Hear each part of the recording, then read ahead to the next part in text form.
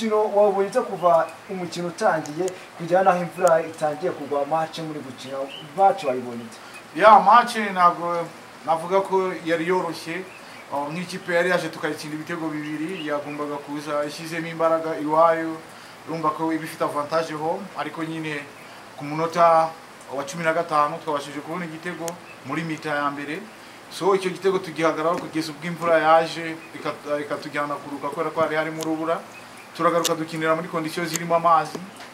ntabwo byongeye kudushobokera gukina umukino wacu byabaye ngombwa nyine ko dukina imipira y'imiterekano tugenda dukina ama long pass no stop nta mapasi hato na hato twagombaga gukina ariko uko twabitekereje uko twabipanze byaduhiriye tukadukira n'amanota 3 navuga ko ari amanota 3 akomeye ndetse mu mikino 3 tumaje gukina niyo manota navuga ko turuhishe kosha igitego kimwe ku busa wenda ntabwo bisanzwe Sina Gerard FC itsinda igitego kimwe ku busa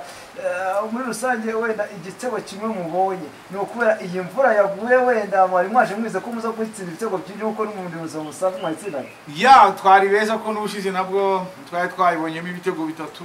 ariko nyine ntawe ginama n'ikirere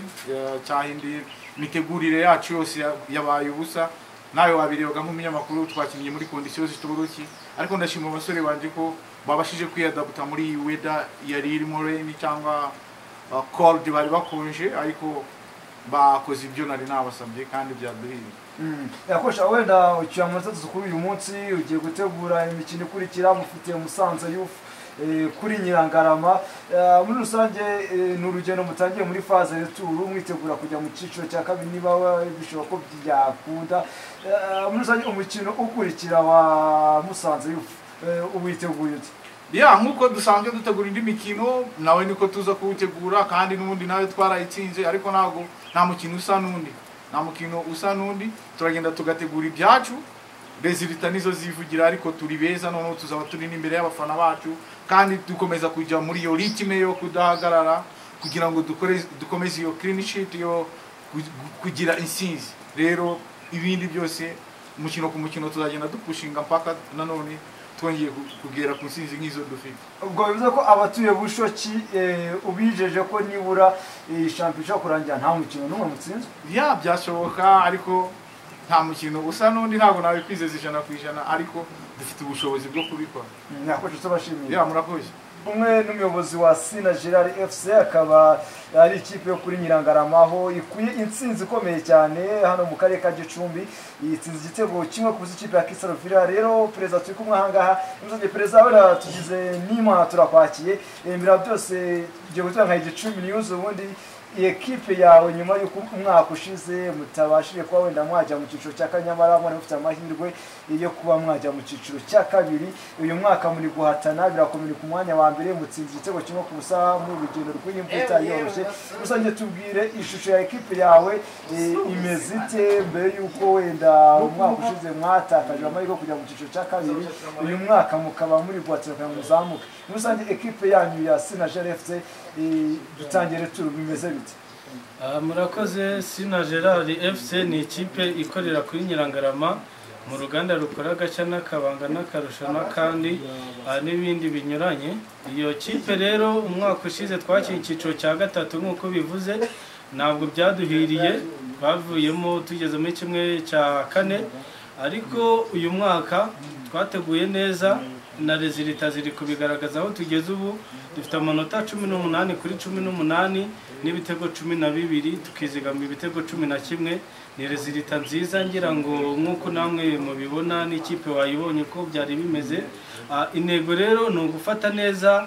abakinyi kugira ngo baduhe umusaruro tukabatega amatwi tukabumva ndetse na staff tukayiha umurongo kugira ngo aho bitagenze neza uyu mwaka tugerageze turebe ko umusanzu wacu twawutanga aho bishoboka ikipe ikazamuka nizo nego kandi nanone tukababwira ngo ikipe ya Sina Gerard FC ni ikipe nziza ifite abakinyi beza kuko ari gahunda y'imyitozo umutoza yatanze barayubahiriza kuri discipline ibintu byose rero iyo washyizemo discipline ariko mbere na mbere Imana ugakora resultat ziba nziza ubwo iby'Imana izaduha tuzabyakira natwe turi gukoresha imbaraga Imana yaduhaye perezida wenda ekipe yawe uburyo imeze uko uyibona uri kubona ariyo muzarangiza na shampiyona cyangwa se hari abakinnyi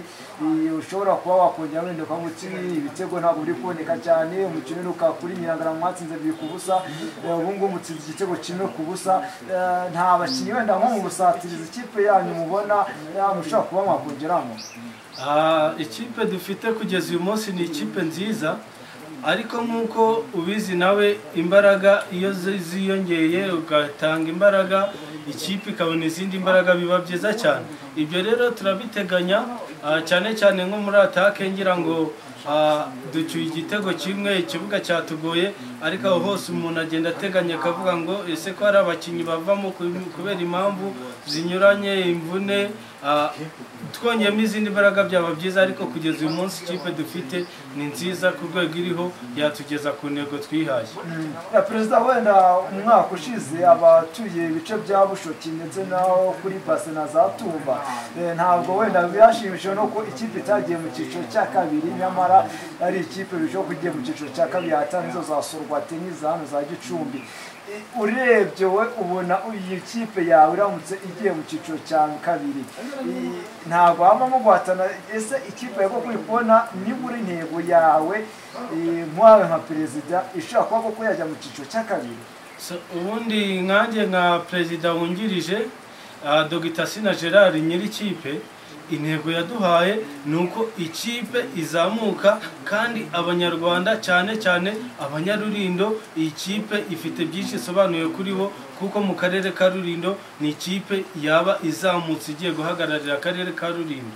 Mu ntego rero Dr. Sina Gerard yaduhaye ni uko tugomba gukora cyane kandi tugasenga ikipe ikazamuka. Turi gukora rero, nanjye nka SG cyangwa se perezida uba hafi ikipe umunsi ku munsi, ibyo byose nuko ni inshingano dufite. Rero dukorera ikipe ntabwo twikorera, niyo mpamvu imbaraga zacu zose turi kuzishyiramo, ndetse tukaba hafi cyane coaching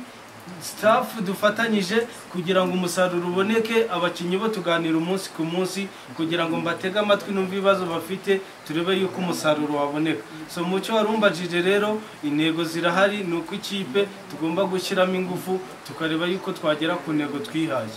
Perezida turabashimiye. Murakoze cyane.